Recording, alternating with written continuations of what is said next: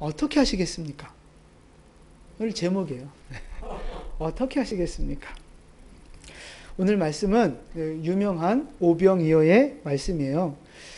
남자만 5,000명이나 되는 그 많은 사람들을 배불리 먹이신 사건이죠. 이 오병이어 사건이 사복음서에 다 기록이 돼 있어요. 그러니까 기적으로는 많은 기적들이 있지만 사복음서에 다 안 빠지고 기록된 기적은 이 오병이어 사건 하나입니다. 그러니까 아주 특별한 의미가 있죠. 사복음서의 그 오병이어 사건을 다 요약해서 말씀드리면 이런 거예요. 제가 지난번에 설교할 때도 한번 말씀드렸던 건데, 수많은 무리가 예수님의 설교를 들었어요. 그리고 이제 식사 시간이 지났어요. 그러니까 이제 제자들이 예수님한테 와서 제안을 하는 겁니다. 이 사람들 배고프니까 가서 뭘 좀 사 먹게 하시지요 라고 제안을 합니다. 그러니까 예수님이 오늘 말씀에 보니까 빌립한테 5절 보니까 빌립한테 어디서 사 먹이겠느냐라고 질문을 하세요. 이 사복음서의 이 기록 중에 빌립과 안드레의 이름이 여기 기록됐는데 이렇게 이름이 기록된 데가 없어요. 요한복음에서만 특별하게 빌립에게 예수님이 질문하시는 모습이 나와요. 어디서 다 사서 먹이겠느냐? 그러니까 이제 빌립이 계산을 하는 거죠. 그래서 대답하기를 7절 우리 같이 읽을까요? 빌립이 대답하되 각 사람으로 조금씩 받게 할지라도 200데나리온의 떡이 부족, 조금씩만 먹어도 200데나리온 이상이 있어야 먹일 수 있습니다 하는 거죠. 그러니까 어마어마한 돈이 필요한 거예요. 근데 예수님 말씀은 뭐냐면 그럴 것 없다. 너네가 줘라. 예? 우리 뭐 줄 게 없는데요? 사람들한테 가서 알아봐라. 그러는 거예요. 그러니까 이제 가서 먹을 것 좀 이제 이렇게 수소문해서 가지고 온 게 뭐예요? 그렇죠. 그게 이제 오병이어인 거예요. 그걸 누가 갖다 드려요? 안드레가 갖다 드리는 거예요. 8절 말씀 보면 안드레가 이제 그걸 갖다 예수님한테 드리는 거예요. 자, 그런데 이제 잘 들으세요. 예수님이 빌립한테 질문을 하시잖아요. 어디서 사 먹이겠느냐? 어디서 이 많은 사람들이 사 먹게 할 수 있겠느냐? 질문하시잖아요. 빌립한테 이 질문을 왜 하셨어요?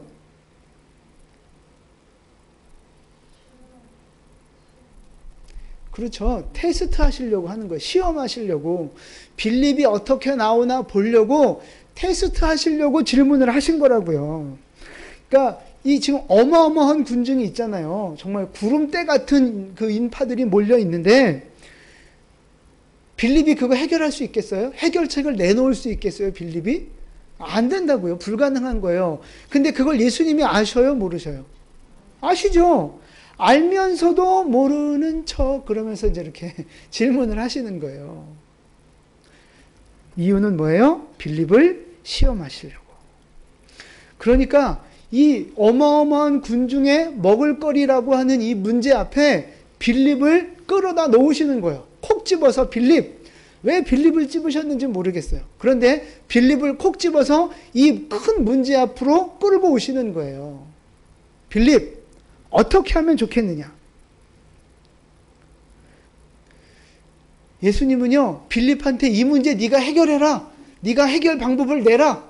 이렇게 말씀하시려고 그 문제 앞으로 끌고 오신 게 아니라는 거예요. 그럼 왜 이 큰 문제 앞에 끌고 오셨어요? 믿음을 보시려고. 어떻게 하는가 그 반응을 보시려고 빌립을 이 큰 문제 앞으로 끌고 오셨다는 겁니다. 이게 굉장히 중요한 사건이에요. 여러분, 오늘 우리도 마찬가지예요. 우리가 인생을 살면서 힘들고 어려운 많은 문제들을 만나지 않습니까? 문제가 왜 문제예요?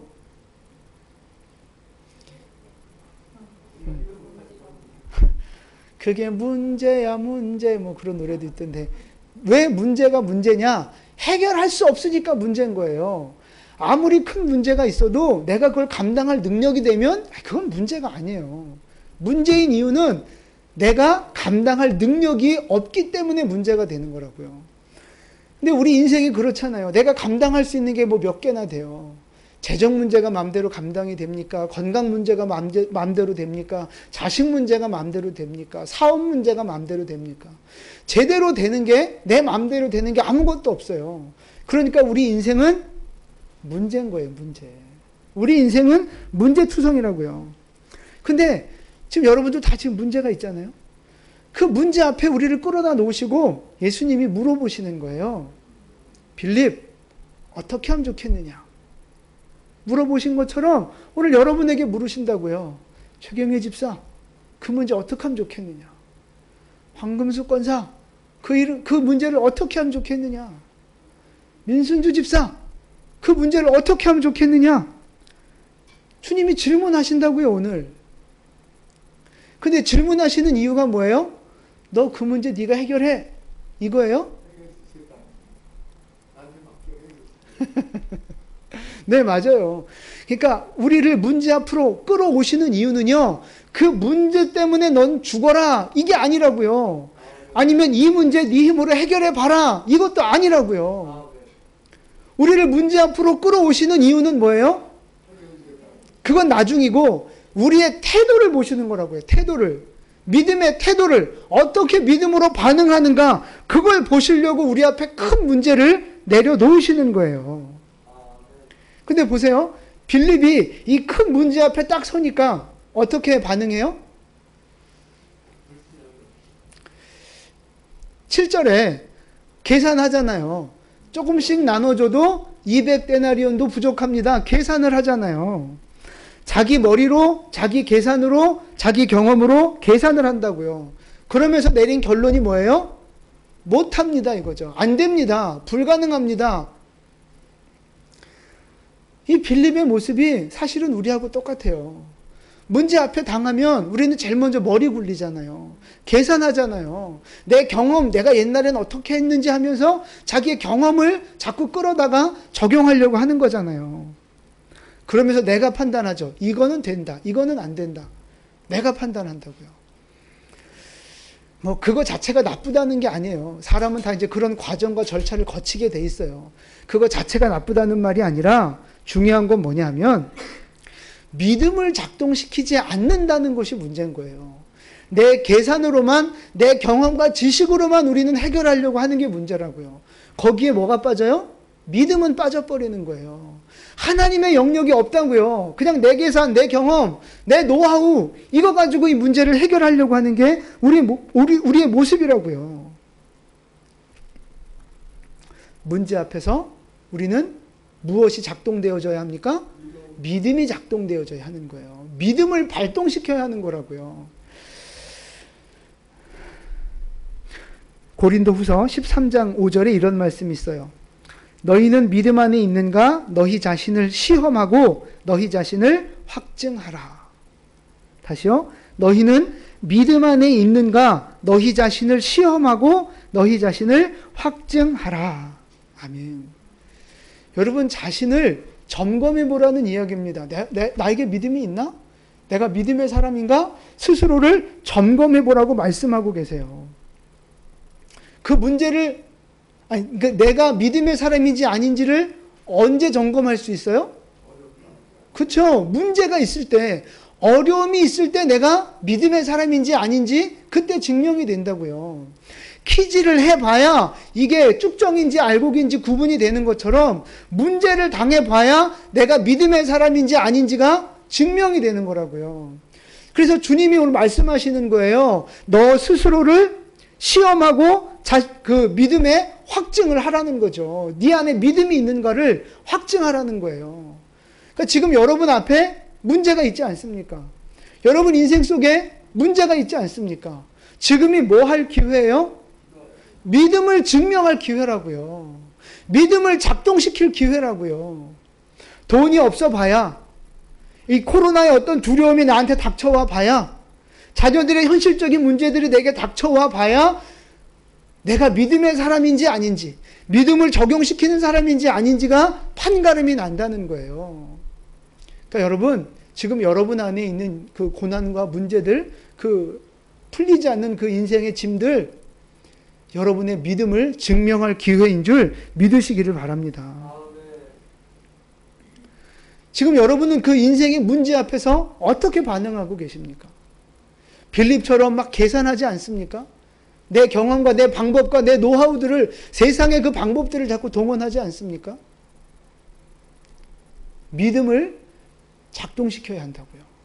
믿음으로 반응해야 한다는 사실입니다.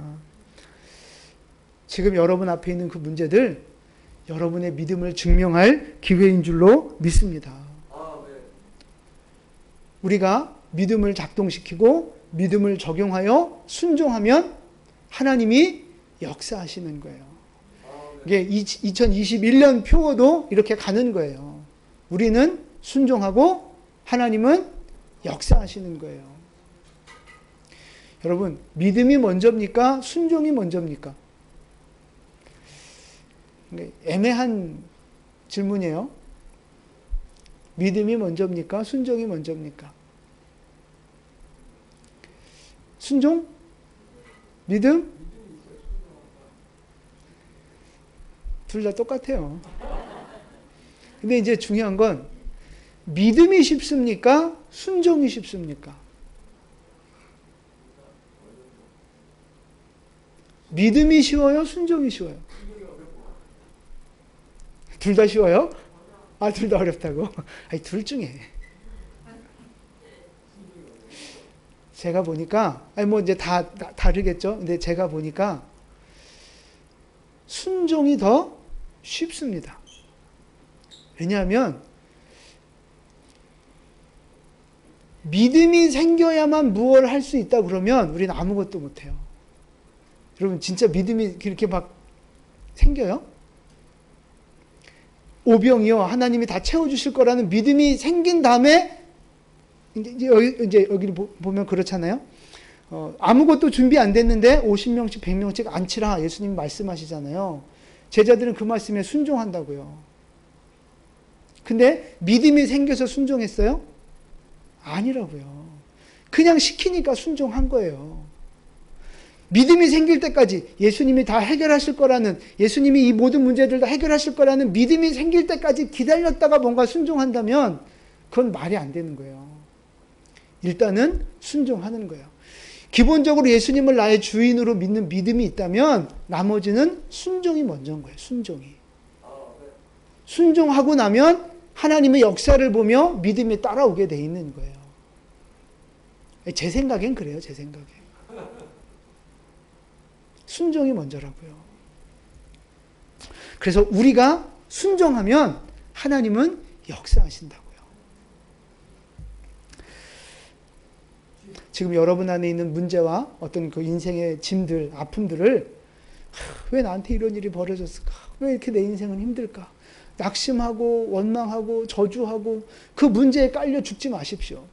주님이 문제를 주신 이유는 그러라고 주신 게 아니라고요. 그 지금 현실적으로 있는 그 문제들 앞에 믿음을 작동시키시는 거예요. 믿음을 적용시키시는 거예요. 말씀대로 순종하는 것을 훈련하고 경험할 기회라고요. 기회. 아멘? 다 죽을 맛이에요. 왜?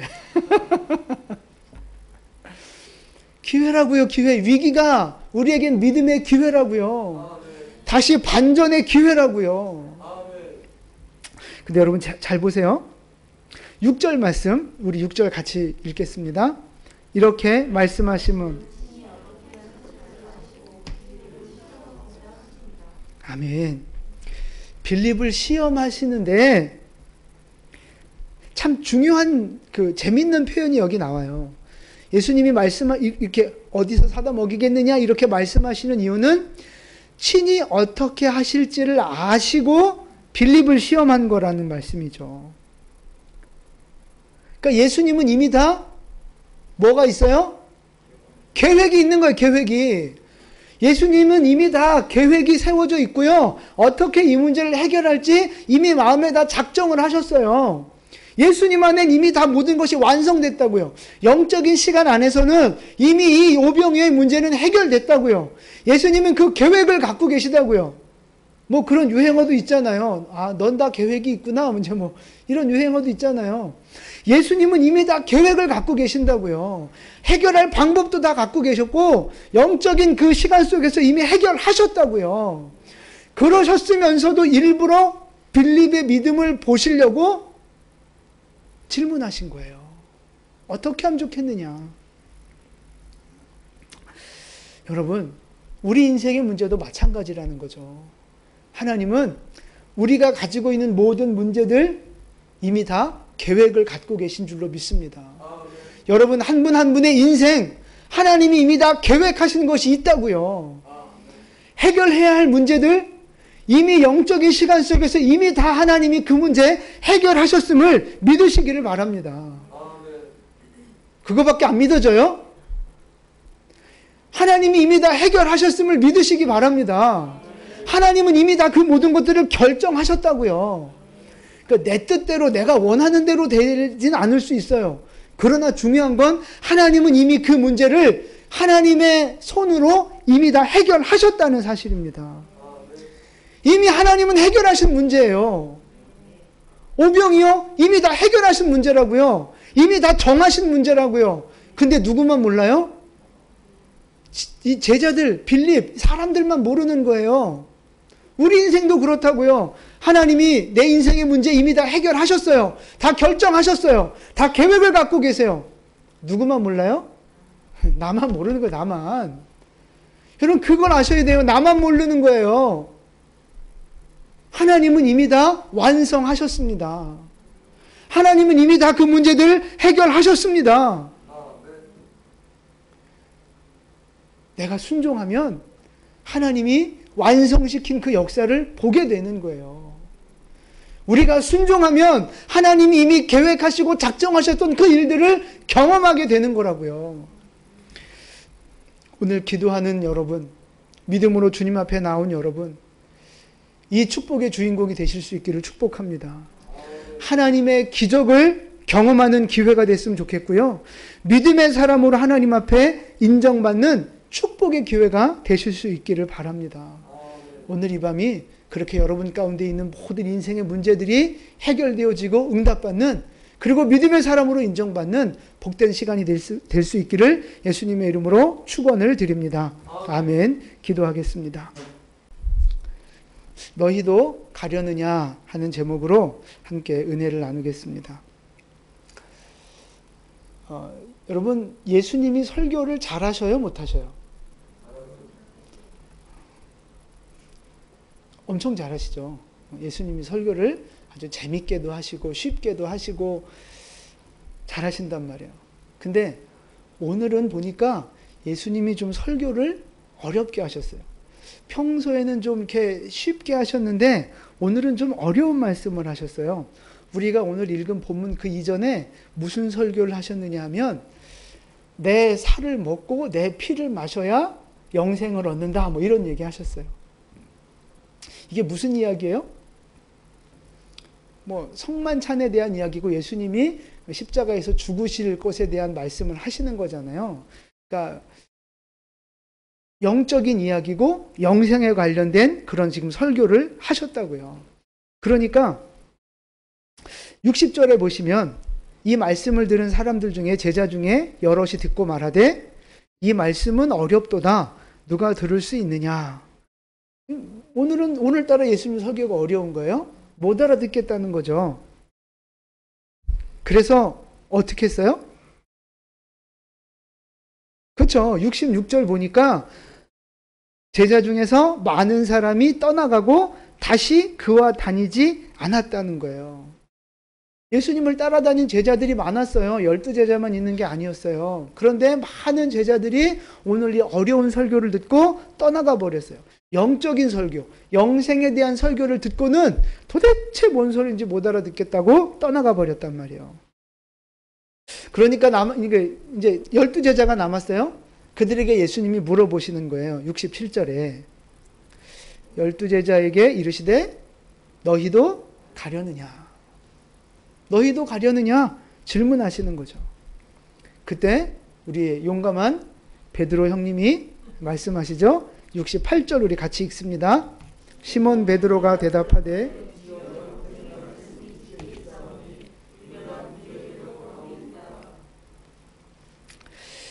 예수님, 영생의 말씀이 여기 있는데 우리가 누구에게로 가겠습니까? 예수님만 따라가겠습니다.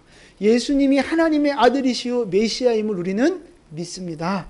그 믿음의 고백을 하는 거죠. 하여튼 베드로가 믿음의 고백 하나는 끝내줘요. 네. 마태복음 16장에서도 주는 그리스도시오. 역사에 남을 믿음의 고백들을 이 베드로 형님이 참 잘하세요. 우리 안에도 이런 믿음의 고백들이 있기를 축복합니다. 멋진 믿음의 고백을 하는 거예요. 멋진 믿음의 고백을. 근데 이제 보세요. 예수님을 떠난 이 사람들, 어떤 사람들이에요? 제자들이라고 해요. 제자들.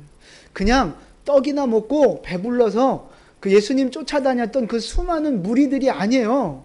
나름 제자라고 해요. 나름 제자들. 말씀에 은혜 받고 도전 받고 예수님 닮아 보겠다고, 예수님 말씀으로 훈련해 보겠다고 예수님을 따라다녔던 제자들이라고요. 교회로 따지면 어느 정도라고 할 수 있을까요? 막 등록한 이제 예수 믿은 초신자는 아니에요. 그죠? 초신자는 아니고 그래도 집사 정도는 되는 분들 아닐까? 뭐 이렇게 권사 후보생 뭐 이 정도? 하여튼 잘 모르겠지만 그래도 조금 믿음이 있고 그래도 주님 따라가 보겠다고 결단했던 사람들이란 말이에요. 그런데 오늘 이 사람들이 영생의 말씀을 듣고 영에 대한 설교를 듣고는 어렵다고, 이해가 안 된다고 예수님을 떠나가 버렸어요. 이 사람들의 믿음이 어떤 믿음일까 묵상을 해봤어요. 도대체 어떤 믿음이길래 설교가 어렵다고 떠나갔을까? 그러니까 이 사람들은 결국 그 믿음이 어떤 믿음이냐? 육신에 속한 믿음이에요. 육신에 속한 믿음. 자기가 이해가 돼야 되는 거죠. 내가 생각한 말씀이 있고 내가 생각한 어떤 그 믿음의 모습이 있어요. 내가 생각한 예수가 있어요. 근데 내가 생각했던 거랑 예수님이 나에게 주시는 말씀이랑 이게 딱 맞아 떨어지면 아멘하고 따라가는 거죠. 근데 예수님의 말씀이 나랑 안 맞거나 내가 생각하고 기대했던 거랑 다르면 저거 아닌데? 그러면서 예수님을 떠나가는 사람들인 거예요. 자기한테 이해가 돼야 되고 자기 생각이랑 딱 맞아야 예수님을 따라가는 거고, 안 맞으면 자기 생각과 기준이랑 안 맞으면 예수도 그냥 떠나가는 사람들, 육신에 속한 그런 믿음이다라는 거예요. 좀 더 나아가서 예수님을 믿고 따라가는 것이 나한테 유익하다 판단이 되면 따라가지만, 예수님 따라가는 것이 더 이상 뭐 어떤 기대해 볼 게 없다, 오히려 내가 더 힘들고 손해가 된다, 그러면 과감하게 예수님을 떠나버리는 거죠. 달면 삼키고 쓰면 뱉어버리는 그런 믿음. 이런 믿음이 무슨 믿음이라고 그랬어요? 그게 기복신앙이라고요. 육신적인 믿음, 자기가 기준이 되는 믿음, 축복을 추구하는 믿음, 고난은 싫어하는 믿음, 이게 바로 육신에 속한 믿음이요 기복신앙이라는 거죠. 근데 그냥 초신자들이 아니에요. 그래도 제자들이었다니까요. 그래도 예수님 따라가 보겠다고, 훈련해 보겠다고 결단했던 사람들이에요. 그런데 결국 어디에서 넘어지는 거예요? 그 고난과 어려움 앞에서 넘어지는 거예요. 자기 축복과 유익 앞에서 그게 이루어지지 않으니까 결국 넘어지는 거라고요. 내가 생각한 예수가 있어요. 내가 생각한 교회의 틀이 있어요. 내가 생각한 종교의 모습이 있어요. 근데 거기에서 벗어나니까 이건 좀 안 되겠는데 하면서 떠나 버리는 거죠. 구약에 보면 이런 사람들이 나와요. 누굴까요?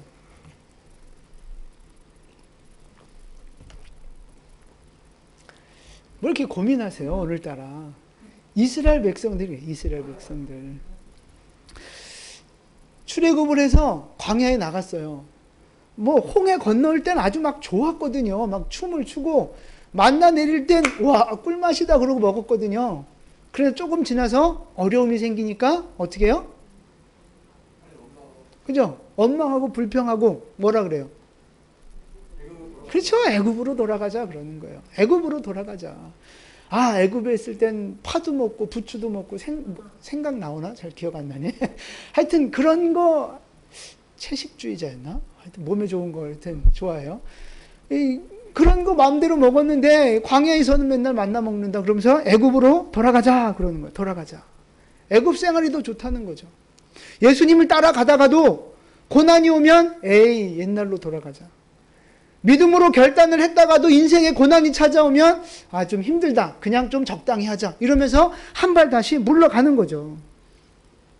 예수님을 그게 떠나가는 거예요.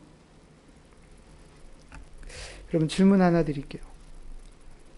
애굽에서 먹고 싶은 거 잘 먹는 애굽에서 먹고 싶은 거 먹는 인생이 좋습니까? 광야에서 하나님과 함께 생활하는 것이 좋습니까? 어려운 질문. 네? 양다리? 애굽이랑 광야랑 왔다 갔다 하시려고? 애굽에서는 먹고 싶은 거 먹을 수 있어도 그건 종의 노예로 사는 거잖아요. 바로의 노예로 중노동하며 살아가는 거잖아요. 미래가 없고 희망이 없고 구원이 없잖아요. 그러나 광야에서 하나님과 함께 사는 삶은 지금은 비록 어렵고 힘들어도 하나님의 보호하심이 있잖아요. 또 그리고 무슨 희망이 있어요? 가나안 간다는 희망이 있는 거잖아요. 뭐가 더 좋은 거예요? 근데 왜 고민하셨어요? 고민할 게 아니라고 여러분. 한 번만 더 생각해 보면 이건 고민할 문제가 아니에요. 하나님과 광야 생활 함께 하는 것이 훨씬 더 축복임을 믿으시기를 바랍니다. 근데 여러분 이 광야 생활 지금 하다가 에이 애굽으로 돌아갈까? 이런 생각 해보셨어요? 안 해보셨어요? 네, 잘하셨어요. 네, 참 잘했어요. 근데 지금 이 시대를 보면 많은 사람들이 다시 애굽으로 돌아가려고 하고 있어요. 이제 이 뭐 코로나 때문에 이제 이게 교회가 억압을 받잖아요. 뭐 벌금을 매긴다든지 뭐 폐쇄를 한다는 등 뭐 하여튼 뭐 이런저런 지금 교회들이 많이 억압을 받고 있잖아요. 그러니까 성도들이 뭐 목회자부터 뭐 정신 못 차리는 목회자들도 있는데 성도들이 어떻게 해요? 교회를 안 나와요. 그리고 집에서 이제 이 유튜브로 이제 이렇게 유튜브로 뭐 해요? 예배 드려요? 정확하게 얘기해 보세요. 집에서 뭐 해요? 편안한 자세에서 편안한 목장으로 맛있는 커피 한 잔과 함께 예배를 구경하는 거죠. 다 그렇지는 않겠지만 많은 분들이 예배를 구경한다고요. 오늘도 노회 모임이 있어서 잠깐 갔다 왔는데 그런 이야기를 하는 거예요, 목사님들이.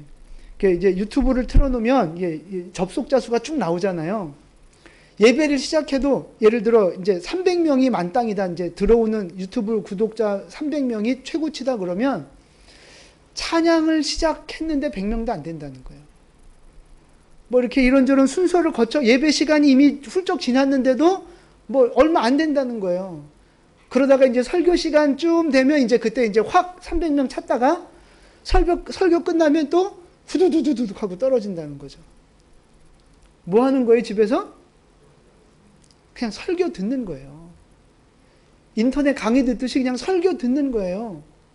많은 분들이 그따구로 지금 신앙생활하고 있다. 그따구로. 처음에는 이 인터넷 예배가 어색했는데 뭔가 좀 찜찜했는데 해보니 편한 거예요. 편한. 좋은 게 아니라 편한 거예요. 그걸 좋다고 생각하는 거죠. 그러면서 무슨 이게 설문조사 하는데 무슨 이제 어디까지 나가느냐면 나는 이제 코로나 끝나도 나는 집에서 계속 인터넷으로 예배 드리겠다. 그런 사람들이 많아지는 거예요. 네. 맹집사님 출동시켜서 한 대씩 때리도록 하겠습니다. 그리고 이 기회에 교회를 아예 끊어버리는 사람들도 많이 늘었다는 거예요. 지금 너무들 교회들을 안 나오고 헌금을 안 하니까 큰 교회일수록, 큰 교회는 기본적인 유지비들이 많이 들어가잖아요. 지금 건물 팔고 땅 팔고, 지금 저도 오늘 소식 듣고 깜짝 놀랐어요. 그렇게 큰 교회가 재정난 때문에 지금 땅을 팔고 건물 팔고 지금 그러고 있다니. 한두 군데가 아니에요.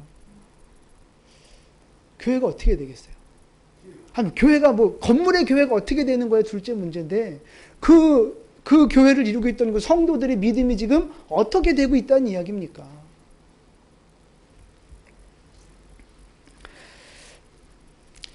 키지를 하면 쭉정이는 쭉정이는 밖으로, 알곡은 안으로 이렇게 구분이 되잖아요. 이 코로나 이 상황 앞에서 이 믿음이 갈려지는 거예요, 지금. 꼭 다 그렇다고 말할 수는 없지만 많은 부분에 있어서 쭉정이와 알곡이 구분되고, 꼭 교회 와서 예배드리면 알곡이고 안 나오면 쭉정이고 뭐 그런 얘기 아닙니다. 다 그렇지는 않지만 일반적인 큰 흐름 속에서 그렇게 되어질 가능성, 위험성이 굉장히 많다는 거예요. 이 코로나라고 하는, 건강이라고 하는, 정부의 제재라고 하는 이 두려움 앞에서, 이 문제 앞에서 사람들이 예수를 떠나는 거예요. 교회를 지금 떠나가고 있다고요. 예수를 떠나가고 있다고요. 코로나 때문에 떠나고, 재정 문제 때문에 떠나고, 예수를 떠나고 있어요. 교회에서 기분 나쁘다고 떠나고, 교회에서 상처받았다고 떠나고. 나는 그런 사람들 보면 꼭 한마디 해주고 싶어요. 상처받아서 떠났다고요? 아니야, 괜히 또.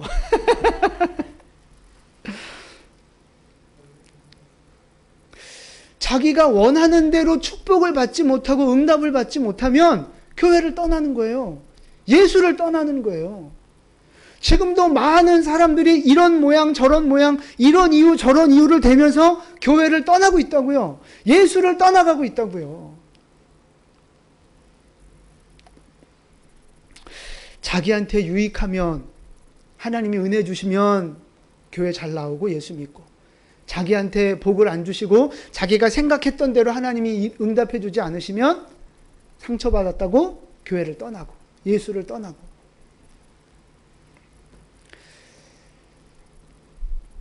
하나님은 우리의 믿음을 보기를 원하십니다. 오늘 이 떠난 제자들, 그들을 뒷모습을 쓸쓸히 예수님이 바라보시면서 남아있는 제자들에게 물으시는 거예요. 너희도 가려느냐? 너희도 가려느냐? 그럼요.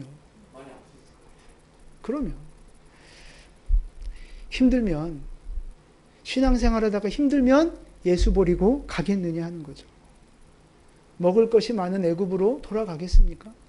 내가 하고 싶은 대로, 세상 방법대로 다시 돌아가겠습니까? 너희도 가려느냐? 예수님이 우리에게 질문하고 계시는 거예요. 지금도 어쩌면 그런 갈등하고 있는 분들이 있을지 모르겠어요. 힘드니까 조금 내 방법대로 살아볼까? 조금 힘드니까 기도해 나가지 말까? 주의를 좀 건너뛸까? 이런 유혹과 갈등 속에 있는 분들이 있을 수도 있어요. 주님이 질문하시는 거예요. 너희도 가려느냐? 그렇죠? 안 가요. 안 가요. 이걸 고급스럽게 표현하면 뭐예요? 그거 말고. 이 대답을 조금 고급스럽게 성경적으로 표현하면 무슨 말이 돼요? 주여, 영생의 말씀이 여기 있사오니 우리가 누구에게로 가겠습니까? 이 베드로의 고백이 오늘 우리의 고백이 되어야 할 줄로 믿습니다. 베드로처럼 대답해야 돼, 베드로처럼. 그럼 여기서 질문이 생겨요. 베드로하고 이 12제자는 왜 안 떠났을까요? 예수님이 어려운 설교 했잖아요. 이 12제자는 예수님의 어려운 설교 다 알아들어서 안 떠났을까요? 아니에요. 이 제자들 잘하는 거 있잖아요. 뭘 잘 못해요? 그게 주제파악. 잘 기억하시네. 주제파악 못하고 있죠. 맨날 엉뚱한 소리 하잖아요. 그러니까 예수님의 이 어려운 설교 못 알아들었다고요. 다 알아듣고 이해해서 안 떠난 게 아니에요. 못 알아들었지만 안 떠나고 있는 거예요. 그러면 예수님을 따라가는 삶이 더 편안하고 고난이 없고 더 좋아서 예수님을 안 떠났을까요? 아니라고요. 예수님 따라다니는 삶이 힘들었다고요. 머리 둘 곳 없는, 거처 없는 그 예수님을 따라다니는 삶이 힘들었다고요. 그런데도 예수님을 안 떠났단 말이에요. 왜 그랬을까요? 그렇죠. 영생이 예수님 안에 있음을 믿었기 때문에 떠날 수 없었던 거예요. 예수님이 하나님의 아들이요 메시아요 나의 구원자가 된다는 분명한 믿음이 있었기 때문에 떠나지 않았던 것입니다. 그러니까 여러분, 좋은 믿음은요, 예수님을 따라가는 좋은 믿음은 별거 없어요. 뭘 많이 알아야 되는 거 아니에요. 뭐 지식이 많아야 되는 거 아니에요.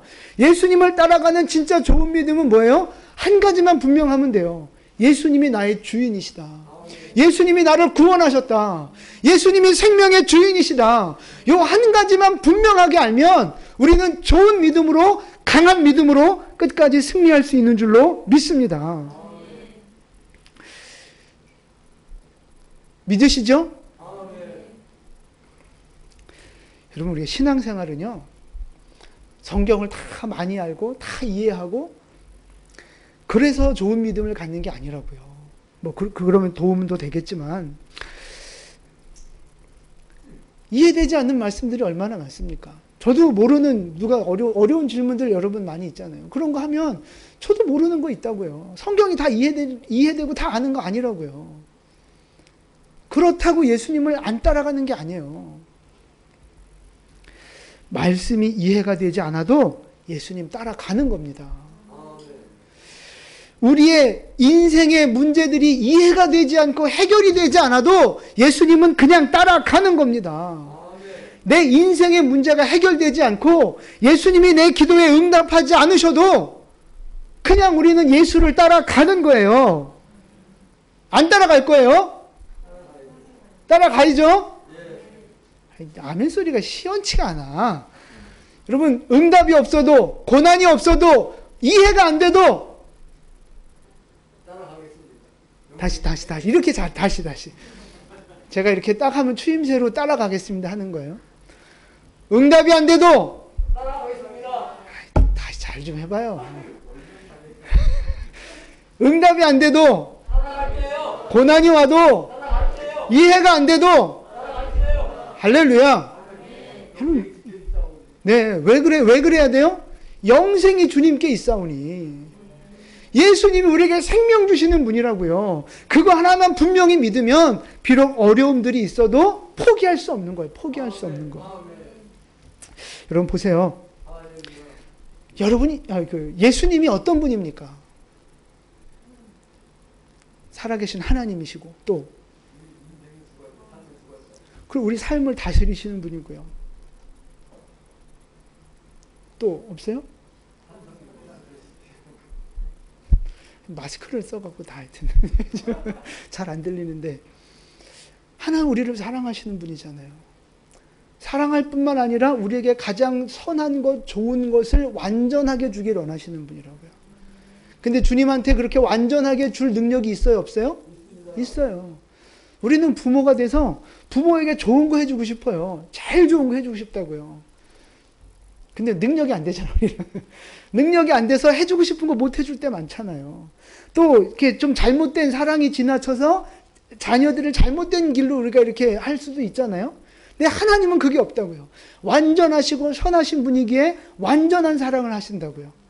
또 우리에게 가장 좋은 걸 주길 원하시는데 그 주실 능력이 있어요? 없어요? 있다고요. 전능하신 하나님이라고요. 하나님은 바로 그런 분이에요. 믿으십니까? 아멘. 하나님이 그런 분인 줄 믿으십니까? 아멘. 이 분명한 믿음이 있다면 어떤 상황이 와도 어떤 이해되지 않는 고난이 오고 어려움이 와도 우리는 예수님을 따라갈 수 있는 거죠. 아멘. 여러분 그런데 왜 걱정하십니까? 그런데 왜 낙심하십니까? 왜 다시 애굽으로 돌아가려고 하고, 왜 그렇게 다시 세상으로 돌아가려고 하고 예수하고 거리를 적당하게 띄우려고 하시느냐 이 말입니다. 예수님이 나를 죽도록 사랑하신다는 사실을 알면서, 하나님은 선하시고 완전하신 분이라는 사실을 알면서, 하나님은 모든 것을 가능케 하시는 전능하신 분이라는 사실을 알면서 왜 어렵다고 예수를 떠나려 하십니까? 왜 어렵다고 주님과의 적당한 거리를 두려고 하십니까? 예수님이 오늘 질문하고 계세요. 너희도 가려느냐? 너희도 가려느냐? 떠나지 마십시오. 예수를 떠나지 마십시오. 그분은 나를 죽기까지 사랑하신 분이고 나를 향한 완전한 계획을 갖고 계시고 그 선하신 능력으로 그 계획을 이루어 가시는 분인 줄 믿습니다. 여러분, 이 믿음을 가지시고 비록 이해되지 않는 상황이 오고 기도의 응답이 되는 것 같지 않고 여전히 인생의 고난과 아픔들이 있지만 죽기까지 예수를 따라가는 우리 모두가 되시기를 축복합니다. 베드로의 고백처럼 주님, 당신의 안에 영생이 있습니다. 예수 안에 영생이 있습니다. 우리가 어디로 가겠습니까? 끝까지 주님만 따라가는, 이 고백으로 주님만 따라가는 여러분 되시기를 예수님의 이름으로 축원을 드립니다. 아멘. 기도하겠습니다. 세상이 미워하는 예수입니다. 오늘 이제 본문 내용이 뭐냐 하면 초막절 명절이 됐는데 그때 예수님과 예수님의 동생들이 대화하는 내용들입니다. 예수님한테 동생이 있었어요. 아시죠? 네. 몇 명이나 있어요? 최소한 6명. 남동생 4, 여동생 2 이상, 뭐 이렇게. 그래서 최소 7형제 이상이 이제 요셉과 마리아의 가정이 그렇게 구성이 돼 있어요. 근데 이 동생들이 예수님을 메시아로 믿었을까요? 안 믿었어요. 이제 오늘 그 말씀이에요. 5절 말씀 보니까 그 형제들까지도 예수를 믿지 아니함이로라. 동생들이 예수님을 메시아로 인정하지 않았어요. 그리고 어떤 사람 취급했어요? 미친놈 취급을 했다고. 미친놈 취급을. 그래서 이제 3절 4절 보면 무슨 내용이냐면 명절 때 예루살렘으로 올라가라는 거예요. 예수 큰형님 보고 예루살렘으로 올라가십시오. 당신이 메시아라고 하지 않습니까? 그럼 세상에 자신을 드러내서 큰 일을 해야 되지 않겠습니까? 그러니까 사람들이 많이 모이는 명절에 올라가십시오라고 이야기를 하는 거예요. 약간 좀 비꼬는 거죠. 믿지 않고 이렇게 얘기하니까 비꼬는 거예요. 근데 이제 예수님이 그 동생들에게 하는 답변이 뭐냐 하면, 이제 7절 말씀 먼저 오늘 살펴본 말씀인데요. 7절 우리 함께 봉독하겠습니다. 세상이 너희를 미워하지 아니하되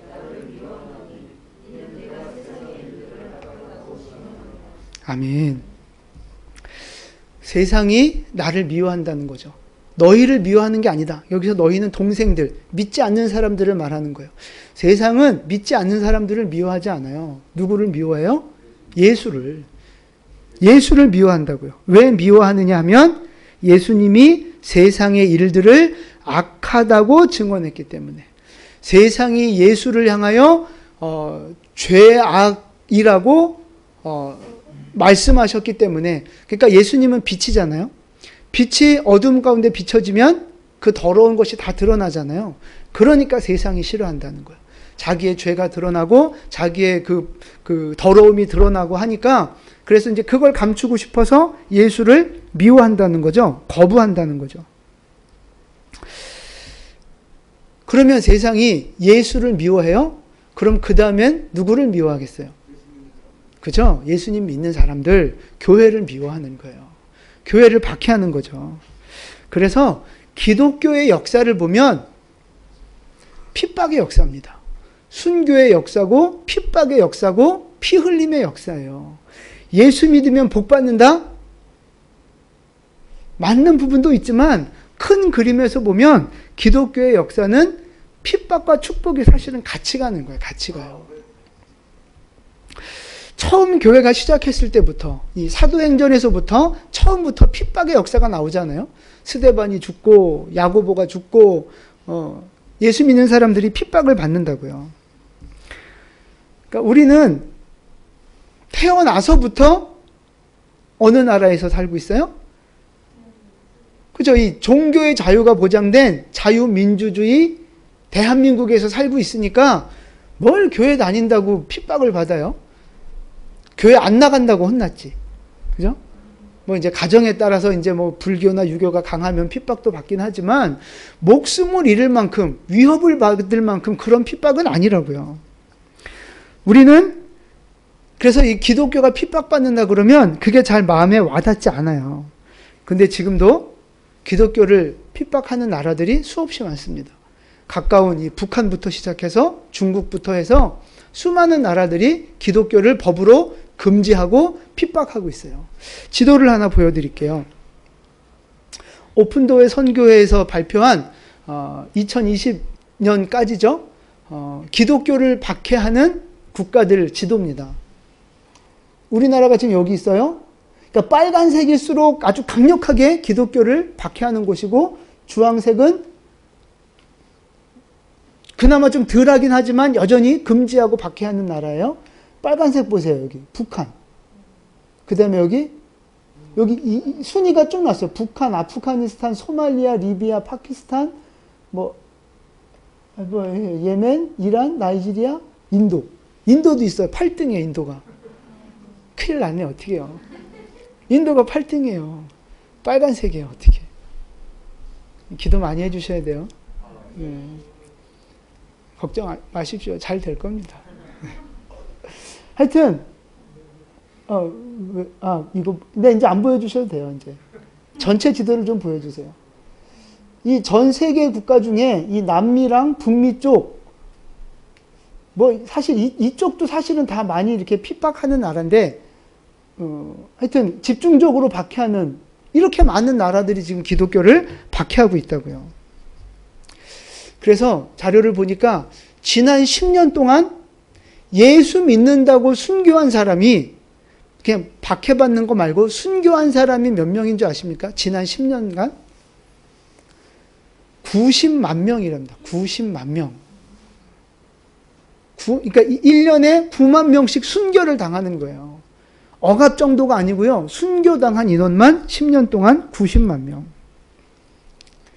어마어마한 거예요. 우리 한국 사회에서 전혀 이렇게 체감되지도 않고 어떤 잘 이해되지도 않는 그런 상황들이 지금 열방 속에서 벌어지고 있다고요. 그럼 여러분 질문 하나 드립니다. 앞으로 이 기독교 박해가 더 풀려지겠습니까? 더 심해지겠습니까? 그죠. 안타깝게도 더 심해진다고 저는 봐요. 왜 그러느냐? 왜 그래요? 그죠. 네? 응.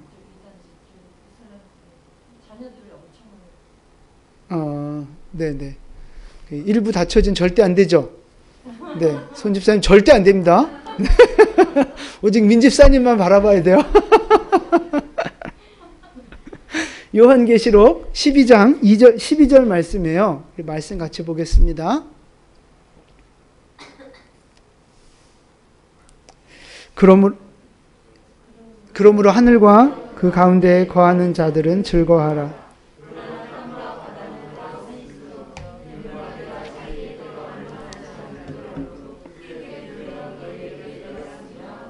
아멘.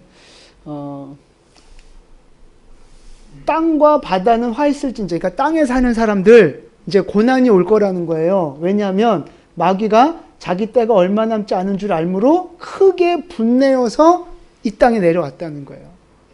그러니까 마귀도 아는 거예요. 예수님이 오실 때가 점점 가까워지고 있구나. 그러니까 자기가 이 세상에서 왕노릇할 시간이 얼마 남지 않았구나. 그걸 아는 거죠, 마귀가. 그래서 마지막 힘을 다해서 그걸 저항하려고 이 땅 가운데 사는 성도들을 핍박하려고 이 땅에 지금 내려왔다는 거예요. 그러니까 시간이 갈수록 주님의 다시 오심이 가까워져 올수록 이 땅에 교회를 향한 박해는 더 심해질 것이다 라는 겁니다. 마귀가 그걸 아니까 더 발악을 하는 거예요. 근데 이것이 그것인지는 잘 모르겠으나 지금 우리 한국 사회에도 이미 그런 교회에 대한 박해들이 가시적으로 지금 시작되고 있잖아요. 뭐 아니다라고 말하는 사람도 많지만 제가 볼 때는 100% 맞습니다. 이 코로나를 핑계로 예배를 못 드리게 만들고 있잖아요. 뭐 폐쇄되는 교회가 지금 한둘이 아니고요. 뭐 심지어 목회자를 갖다 가두기도 하고 예수 믿는다고 교회 갔다 왔다고 직장에서 자르기도 하고 지금 이런 시대가 되고 있다고요. 차별금지법을 자꾸만 통과시키면서 기독교를 무력화시키고 성경을 불법서적으로 만들려고 하는 이런 시도들이 계속 이어지고 있어요. 말씀드렸죠? 교회 폐쇄법. 자꾸만 예배드리면 교회 십자가 띄고 간판 띄는 법까지 이미 시행이 돼 있는 상황이라고요. 제가 오늘 아침에도 그 카톡방에 동영상 하나 보내드렸는데 다 보셨습니까? 지금 이제 언론에서 그 인터콥 선교단체가 지금 이 폭발적인 이 확진자 증가에 어떤 주범처럼 막 몰아가고 있잖아요. 제가 볼 땐 90% 이상이 다 가짜예요. 다 뻥튀기 하는 거라고요. 물론 인터콥에서 정부가 요구하고 시키는 대로 다 안 한 부분도 있을 수 있어요. 근데 그건 왜 그래야 돼요? 왜 그럴 수밖에 없어요? 당연한 거예요. 여러분, 나라에서 예배드리지 말고 모이지 말고 훈련하지 말고 선교하지 말란다고 안 해요? 안 하는 게 맞아요? 그럼 북한에 있는 지하 교인들이 성경책 숨기고 나 그 교회 안 다닌다고 그러고 성경책 없다고 그러고 안 모였다고 그러고 그렇게 거짓말하는 게 나쁜 거예요? 다 솔직히 다 가서 자백해야 돼요? 아니라고요. 말도 안 되는 악법이 교회를 이렇게 제재할 때는 억압할 때는 거짓말을 해서라도 피해서라도 저는 복음을 지키고 하나님 명령에 순종하는 게 맞다고 보는 거예요. 그걸 가지고 뭐 거짓말을 했다는 둥 어쨌다는 둥 아니라고요. 우리가 이슬람권 선교 나가고 열방에 선교 나가서 나 복음 전하러 왔습니다라고 대놓고 선전하고 다녀요? 아니라고요. 비즈니스 하는 척, 학생인 척 그러면서 와서 복음 전하는 거라고요. 그걸 보고 거짓말쟁이 말도 안 되는 소리 하고 있어요.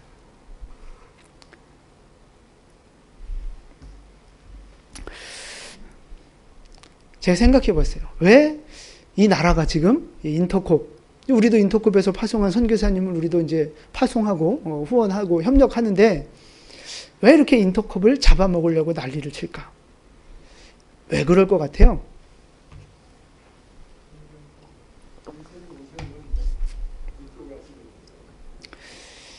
뭐 그렇죠. 이제 네? 네네. 그런 것들이 다 맞아요. 어우러져 있어요. 근데 가장 직접적이고 확실한 이유는 제가 볼 때 지금 이 코로나 시국에 인터콤만큼 강력하게 선교하는 데가 없어요. 제가 볼 때 없어요. 뭐 또 제가 모르는 다른 곳에서 그렇게 하는지 몰라도 이렇게 대규모로 이렇게 강력하게 이렇게 직접적으로 복음을 전하는 선교단체가 없다고요. 그러니까 누가 제일 싫어해요? 마귀가 제일 싫어하는 거예요. 마귀가 가장 싫어하는 짓을 지금 인터콥이 하고 있다고요. 그러니까 이 정부가 그렇게 싫어하는 거예요. 그럼 거꾸로 마귀가 가장 싫어하는 짓을 하고 있으니까 누가 가장 기뻐해요? 하나님이 가장 기뻐하시는 거예요. 여러분 그걸 아셔야 돼요. 그 믿음의 눈을 여셔야 돼요. 아유, 쟤 인터콥 왜 저래? 왜 이렇게 하지 말랬는데 선교하고 난리야? 살살 하지? 지극히 인간적인 생각입니다. 하나님이 보실 때는 가장 기뻐하는 하나님의 공동체인 줄로 믿습니다. 그래서 결론은 그거예요. 앞으로 우리가 믿음 생활하는 것이 점점점 어려워질 거다. 기독교에 대한 박해가 더 심해질 거다. 뭐 이제 우리야 뭐 이제 40, 50, 60 이제 이렇게 우리 이 세대는 이제 어떻게든 이제 가면 돼요. 근데 이제 이 다음 세대들 너무 불쌍하지 않습니까? 기독교가 박해받는 나라에서 살아야 하여튼 그런 상황이 만들어질 수 있다는 게 참 너무 안타까운 거예요. 그래서 지금 우리 어른 세대가 지금 이 세대가 온몸으로 막아내지 않으면 우리 자녀들의 세대는 종교의 자유를 잃어버린 그런 나라에서 살 수도 있다고요. 깨어 있어야 된다고요. 깨어 있어요.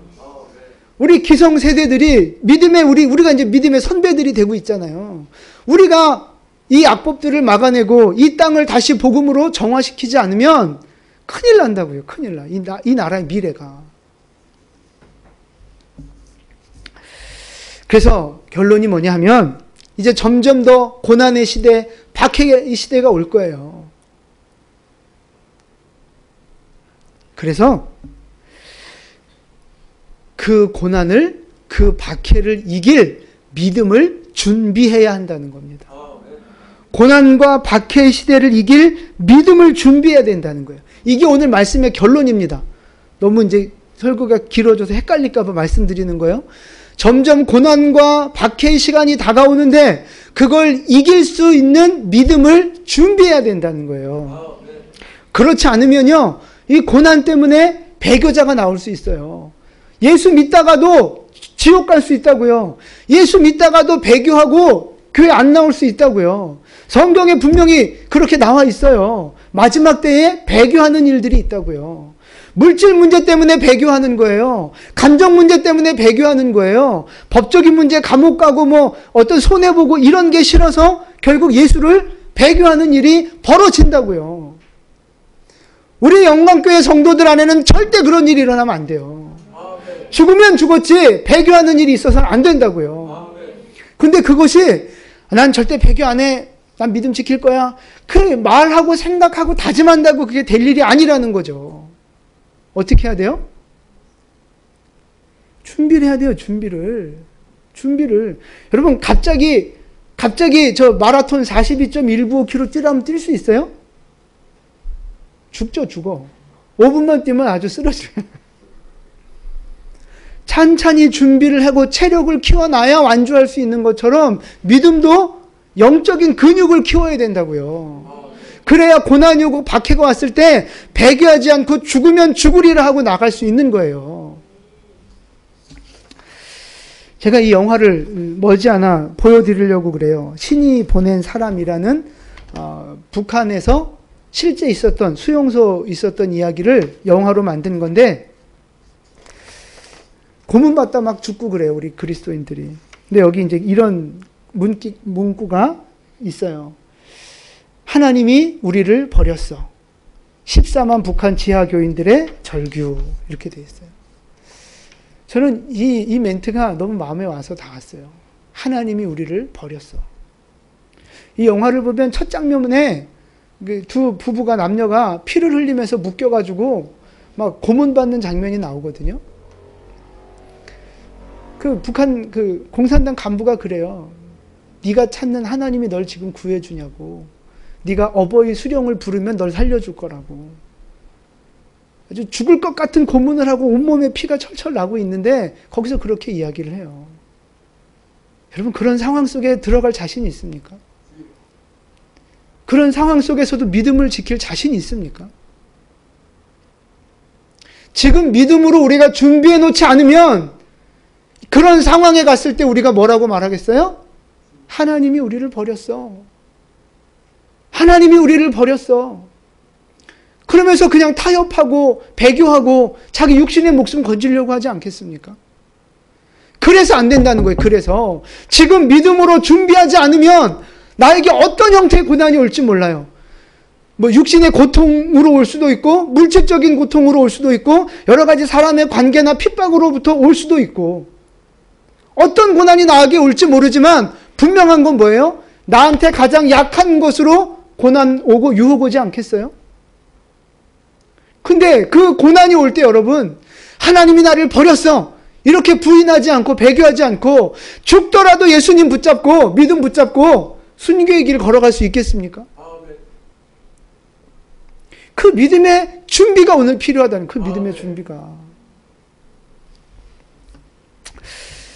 제가 너무 앞서가는 건지 모르겠지만 그런 일이 정말 있어서는 안 되겠지만 어떠한 형태라든지 이 마지막 때이기 때문에 우리에게 그런 유혹이 온다고요. 고난이 온다고요. 배교할 만한 유혹들이 우리 앞에 다가온다고요.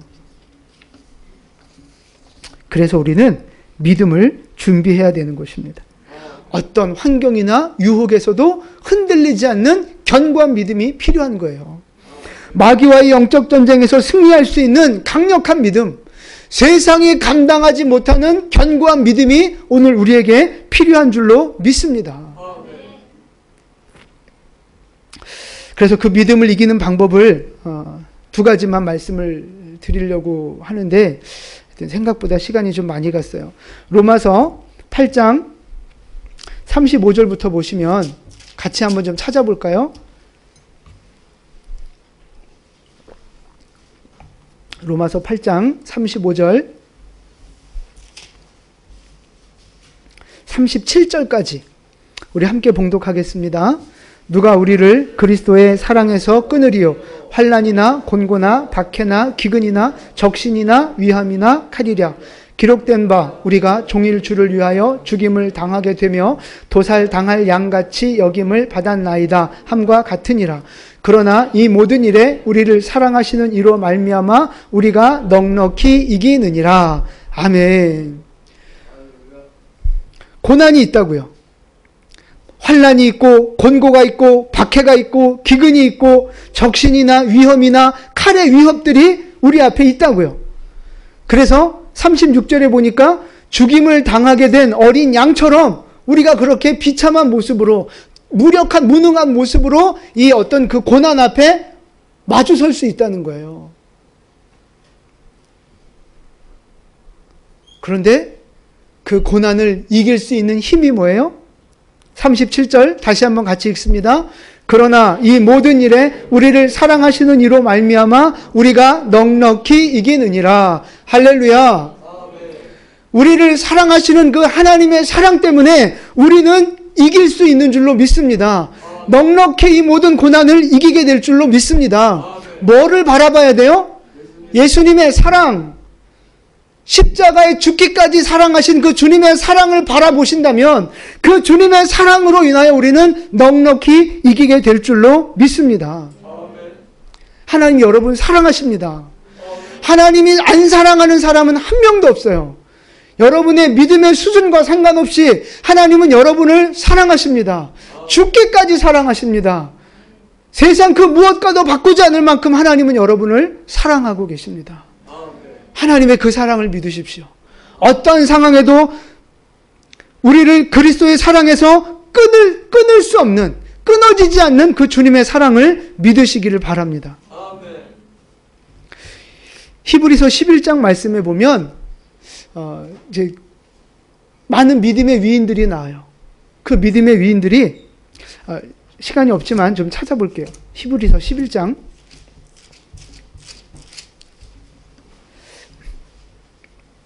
33절입니다.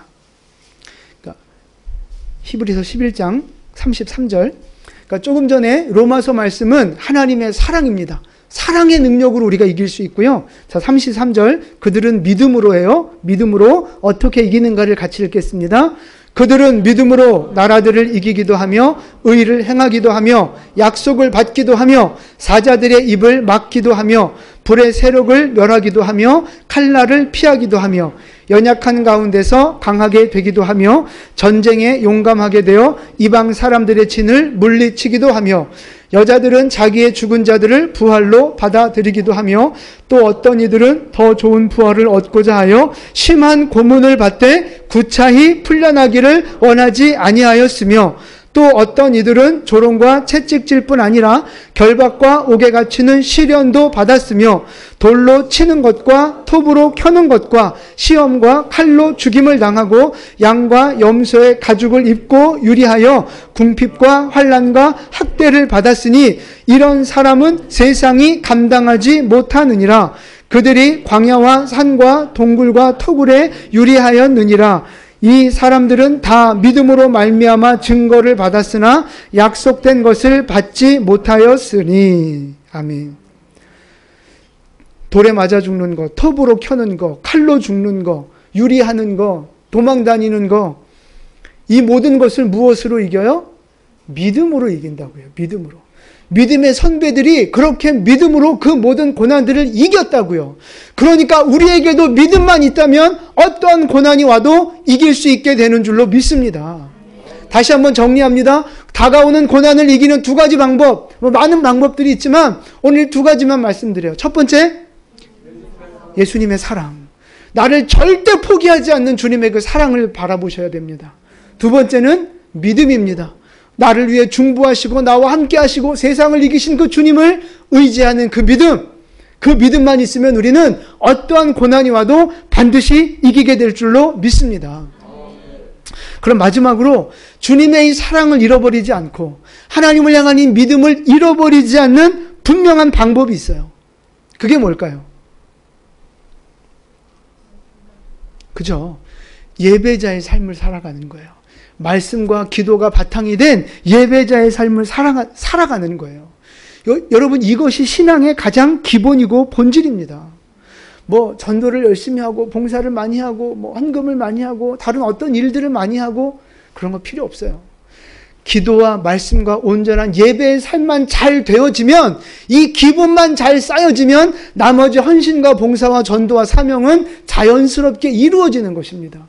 그게 잘 안 되는 이유가 뭐예요? 우리의 삶 가운데 기도와 말씀과 예배의 삶이 잘 갖춰지지 않기 때문에 하나님의 사랑을 의심하고 믿음이 흔들리고 뺀질뺀질되면서 헌신하려고 하지 않고 다 그게 거기에서 나오는 거라고요.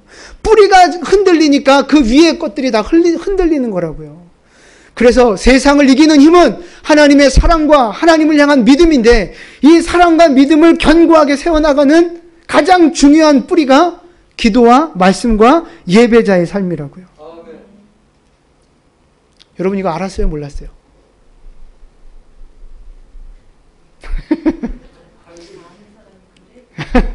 그거 오늘 생각 안 했어요. 안 할 거예요. 그거.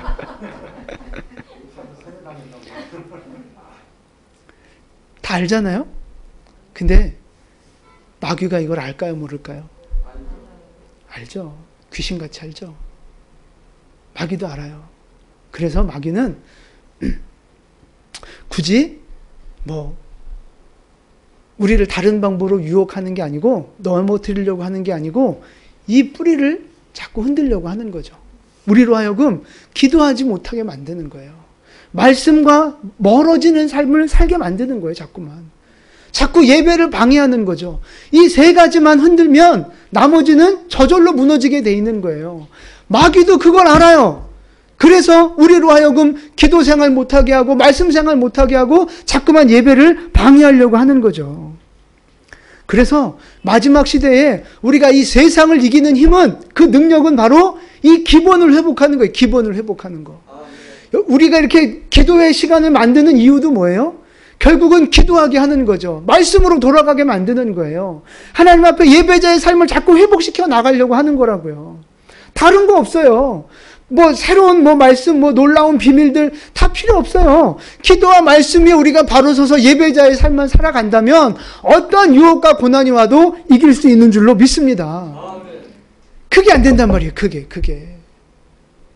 기도와 말씀 없어도 봉사는 잘할 수 있어요. 예배 잘 안 드려도 헌금은 많이 할 수 있어요. 그 보여지는 게 중요한 게 아니라고요. 하나님을 향한 사랑, 하나님을 향한 믿음, 그거는 기도와 말씀과 예배 없이는 결코 열매 맺혀지지 않는 것입니다. 가장 중요한 게 거기 있다고요. 거기. 여러분, 기도와 말씀을 회복하십시오. 온전한 예배자의 삶을 회복하셔야 됩니다. 그냥 아멘하고 끝날 생각하지 마시고 여러분 진짜 결단하셔야 돼요. 제가 올해는 하여튼 이제 좀 집사 임직도 하고 그 권사 임직도 하고 이제 그러고 싶은, 좀 이제 그럴 때가 되지 않았나 하는 마음이 좀 들어요. 근데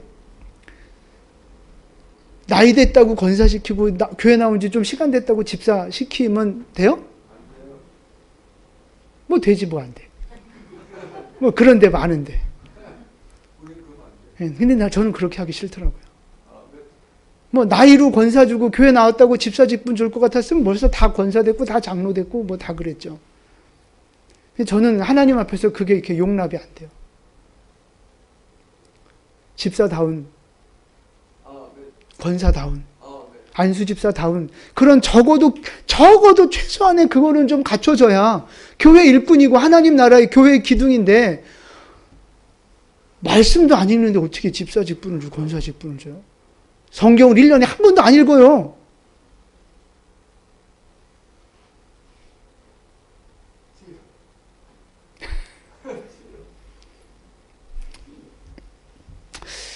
여러분 뭐라 하는 게 아니고, 여러분 이게 생명이에요, 생명.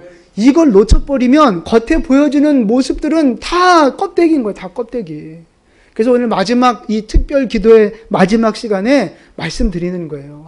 여러분 결국은 우리가 기도와 말씀과 예배가 회복되어져야만 우리가 사는 거예요. 우리 영혼이 축복을 받는 거라고요. 마지막 이 시대를 이길 수 있는 진정한 승리자가 될 수 있는 겁니다. 여러분 이제 2021년 이제 1월달 첫 시작하는 거잖아요. 여러분 진짜 결단 좀 하셨으면 좋겠어요. 성경 일독에 도전하시고 매일 큐티 있는 거, 그 큐티하는 거 여러분 결단하시고 진짜 온전한 예배자가 될 수 있도록, 또 가정 예배도 세울 수 있도록 여러분 정말 결단하셨으면 좋겠어요. 오늘 이따 기도할 때 그 기도 제목 드릴 거지만 결단하시고 오늘부터 좀 새로운 그런 세상을 이기는 믿음을 준비해가는, 영적 근육을 준비해가는 우리가 됐으면 좋겠습니다. 여러분 축복합니다. 하나님 여러분 사랑하십니다. 하나님이 여러분에게 은혜 주실 겁니다. 근데 내가 이 준비가 되고 내가 최소한의 하나님 앞에 믿음의 모습을 보여줘야 하나님도 거기에 은혜를 더해 주시는 거예요. 승리하시기를 축복합니다. 2021년 기도의 시간을 확보하시고 말씀의 시간을 확보하시고 하나님 앞에 더 온전한 예배자가 되기 위하여 힘쓰셔서 반드시 이 어려움의 때를 이기시고 하나님 앞에 축복받는 축복의 주인공 되시기를 예수님의 이름으로 축원을 드립니다. 아멘. 기도하겠습니다.